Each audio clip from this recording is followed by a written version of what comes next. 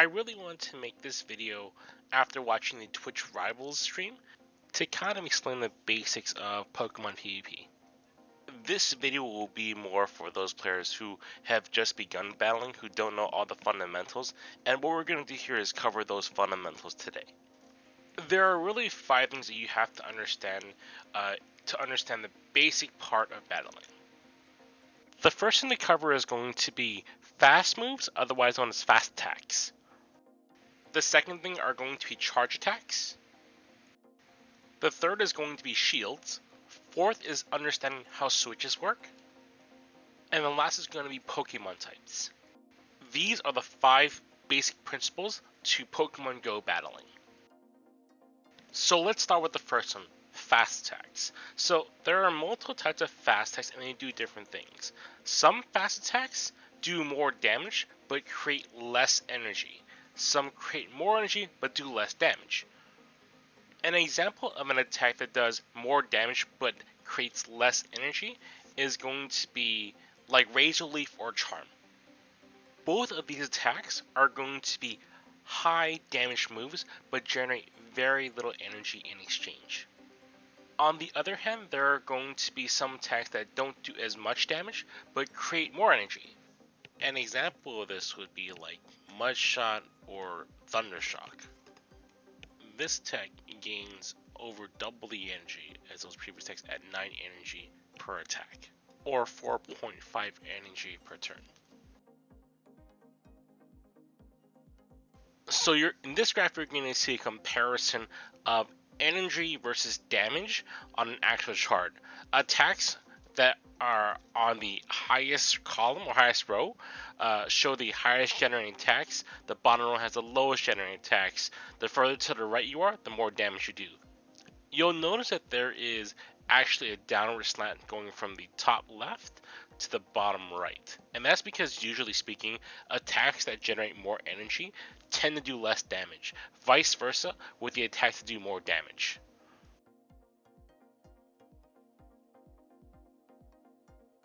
The second thing we're going to talk about is going to be charge moves. Charge moves are the attacks that you use after you use enough fast attacks and generate enough energy. Some charge moves require very little energy to use, but sometimes don't do a lot of damage. An example of this would be like Cross Chop or Night Slash or Brick Break. Generally speaking, the more energy a move takes, the higher the damage will be. Overall, when looking at attacks, you want to make sure you're getting the most bang for your buck.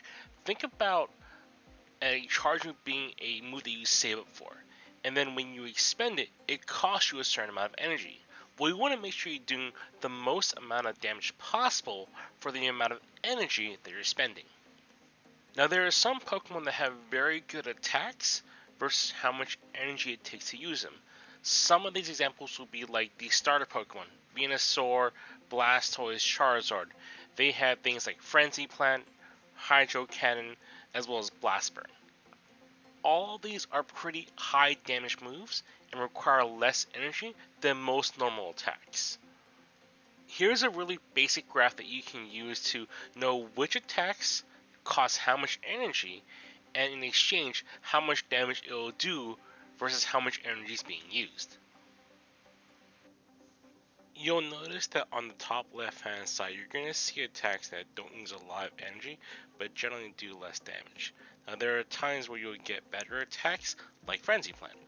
Frenzy Plant only uses 45 energy, but has a damage rate of about 2.2, meaning that it'll do about 110 damage for only 45 energy.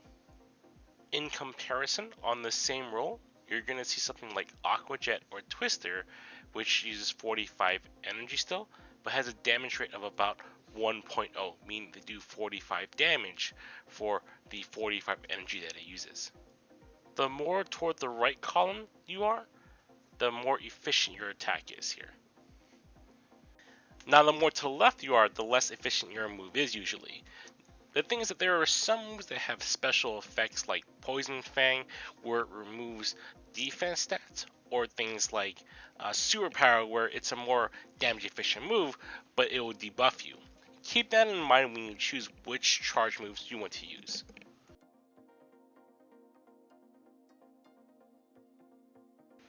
The next topic is going to be about shields. In every battle, you're going to get 2 shields to use on your side, and your opponent will have 2 shields as well. In general, you want to use your shields to block the highest damage move your opponent could possibly use against you. Vice versa, you want your opponent to utilize their shields on attacks that do less damage than your higher hitting moves. A great example of this would be like Scrafty. Scrafty has 2 charge moves. It has Foul Play and it has Power Up Punch. You basically want your opponent to block your Power Up Punches, and you want to block your opponent's Foul Plays. If you block a Power Punch, it means that you basically wasted a shield, because Power Punch doesn't do a lot of damage. In fact, you probably could have taken a Power Punch, and it really wouldn't have been anything to your actual health. In Pokemon Go, we call this a bait. Idealistically speaking here, you want to make your opponent waste more of their shields than you do. Additionally, you want to get your charge moves that do more damage off when they're not blocking or when they have no shields left. The fourth mechanic that we're going to cover is switching.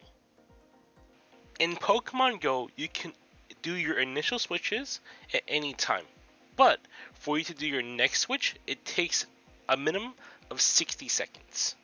This is what we call a switch timer. A switch timer is really important to take into consideration because there are times that you switch your Pokemon out and put in a new Pokemon, it can be going against a really bad matchup. We call this a switch lock. A good example of a switch lock would be something like a Skarmory going against a Venusaur. If my opponent brings up a Venusaur and switches into it, and I respond by switching into my Skarmory, my opponent gets locked into this battle where he has a very unfavorable matchup. This is called a switch lock. It means that my opponent can't really do much in this specific matchup, and they're stuck there for 60 seconds. When Skarmory goes against Venusaur, Venusaur's charge moves don't really do any damage to Skarmory, and Skarmory can just constantly use his fast moves to gain energy and eventually take out the Venusaur. Sometimes it's really important to switch, but when you do these switches, you want to do everything you can to avoid a bad switch. This is where what we call a safe swap comes into play. A safe swap would generally have a neutral matchup or will be able to do something even in the absolute worst case scenario. An example of a safe swap will be something like a Greedent. Greedent can take a lot of damage. In addition to that, it can bring out a lot of damage because of Body Slam and because of Crunch. In the absolute worst case scenario for Greedent, it can at least do neutral damage or wait out the clock longer while not requiring any shields to keep its health. Understanding how to switch and avoid getting switch locked is extremely important when it comes to playing Pokemon. Here are just a few common safe swap Pokemon that we see often in the Great League. Each of these Pokemon have a lot of play no matter what they really go against, and that's why they are such common safe swaps. The last thing that I want to cover, and it's also very important, is going to be Pokemon types. Every Pokemon can have 1 or 2 types attached to them.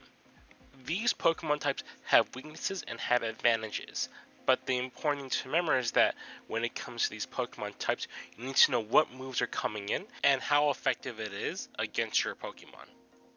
Additionally, you want to know how effective your attacks are going to be against your opponent's Pokemon. Below is the equation for damage modification when it comes to attacks. If your attack is at an advantage, it's considered super effective and it has a 1.6 multiplier. If your attack is at a disadvantage, it's considered not very effective and has a 0.625 multiplier. Some attacks are extremely effective when it has a double super effective multiplier. Instances would be like a fire attack going against a steel bug type Pokemon. There are also modifications on the other side where they're double not very effective. This gives it the immune multiplier. An example of this would be like an ice attack going against something that is a water ice type. Some Pokemon types have an automatic immune modifier against other types. An example of this would be fairy types taking in a dragon attack. I always recommend having a Pokemon type chart on you if you don't really know your Pokemon types very well. It can help give you a better idea of what attacks you need to block, what Pokemon should go against what Pokemon, and on top of that, it'll just overall bring your game a little bit. Over here you'll see the Pokemon chart that I use. Once again, I recommend Google searching just Pokemon type chart, and that'll probably be putting you in a reasonable position. After you learn your Pokemon type advantages, learn which attacks should go against what Pokemon. That way you're using the best attack possible to create the most amount of damage possible in your battles. Although this may not seem very important or something that a lot of people already know, it's one of those key things that you have to just learn to get better. At the end of the day, Pokemon is pretty much a really advanced version of rock, paper, scissors. You need to know that rocks beat scissors, scissors beats paper, and paper beats rock. If you use a pair of scissors against rock, you're probably going to lose that matchup. So you want to make sure you're utilizing the Pokemon type chart and knowing your Pokemon types so that you don't put yourself in that type of position. And those are really the 5 things that I always tell people to kind of cover when they talk about the basics of Pokemon battling. Just to kind of list them off one more time, the first thing you have to understand is going to be fast moves and fast attacks. Second one is know your charge moves, know which ones do more damage, know which ones require more energy.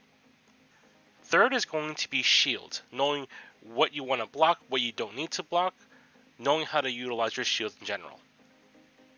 Fourth is going to be switching, knowing when to switch your Pokemon, knowing how to switch your Pokemon, and knowing what are bad switches. Last but not least, you of course want to make sure that you know your Pokemon types. You want to know if you should be putting a water Pokemon against a rock type, a grass Pokemon versus a electric type, etc, etc. These are the 5 core elements or the 5 fundamentals of battling. Over the next few weeks, I'll be covering more advanced techniques and things to learn about these 5 topics. If you want to catch them as they come out, go ahead and subscribe, and I'd really appreciate it. I hope you enjoyed the video, and thanks for watching.